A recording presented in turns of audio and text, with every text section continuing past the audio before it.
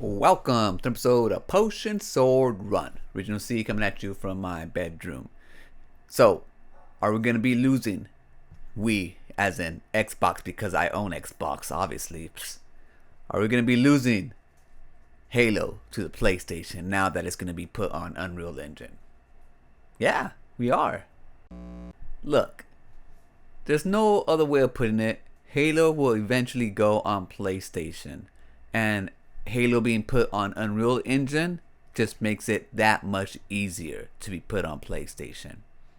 Another version of me, a previous version of me, a younger version of me would be telling you that no way they're going to put Halo, Halo on PlayStation. That belongs on Xbox. It made Xbox.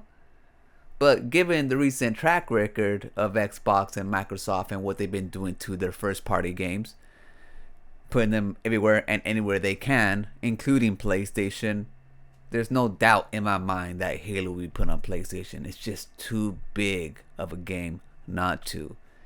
And it pretty much opens up the floodgates of PlayStation owners who've always wanted to play the game, who have been angry all these years that they could never play Halo, and so they would call it trash, they would call it this, they would call it that.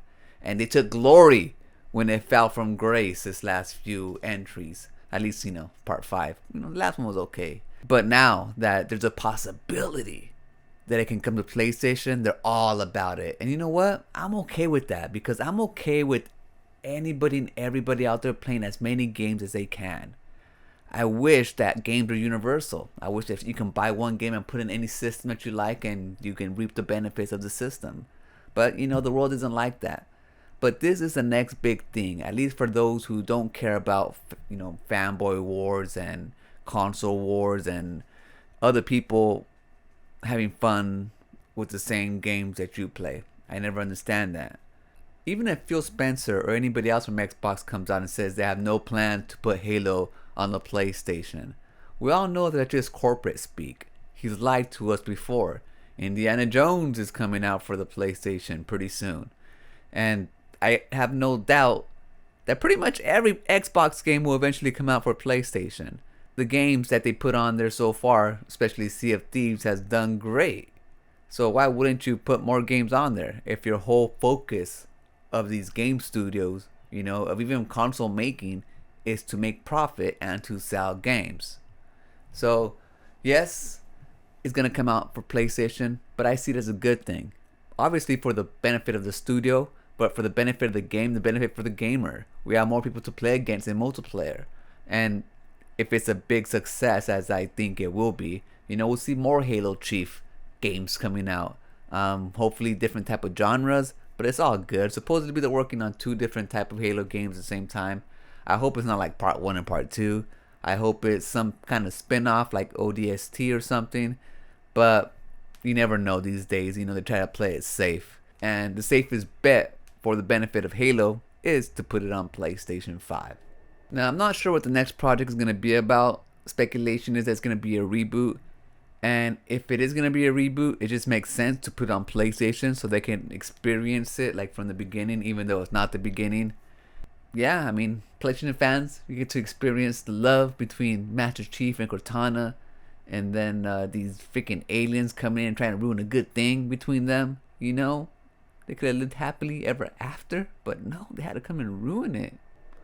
Now, if I have an Xbox next generation, which I probably will, but they gotta wow me again, man. I'm not a sheep. I'm just not gonna get an Xbox because I've had an Xbox. I also have a PlayStation 5, even though that has been a disappointment, to tell you the truth.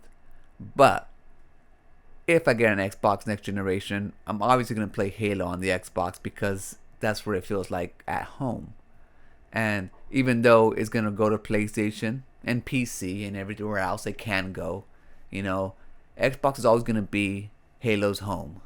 And you can always take at least, pride or solace in knowing that Halo did build Xbox, and Xbox wouldn't be where it is without Halo.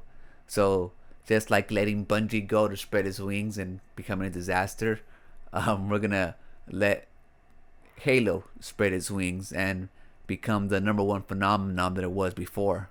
Especially like when Halo 2 came out and Halo 3. It took the world by storm. And now it's just Xbox fans. Imagine now when you're able to play it on PlayStation, just bringing that many more fans to the franchise. You know, it's a win-win. The only ones not gonna like this, like I said, are those like console war. People who are just bitter at other people having fun.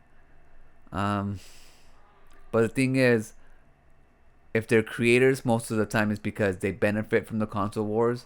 So it's just funny seeing how sharing games is kind of killing their business, at least a little. At least it will in the long run when there's no reason to console wars anymore. But we all know that people are gonna argue about anything. So I just don't think that one thing we should be arguing about is more people playing great games.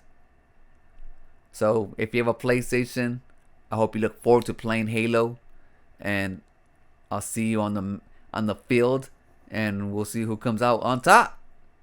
I haven't played Halo multiplayer in so long. I don't even think I can.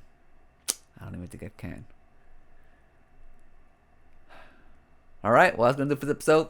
I'll catch you guys on the next one. Have a good one. Thank you for giving me your time. Peace in the Middle East.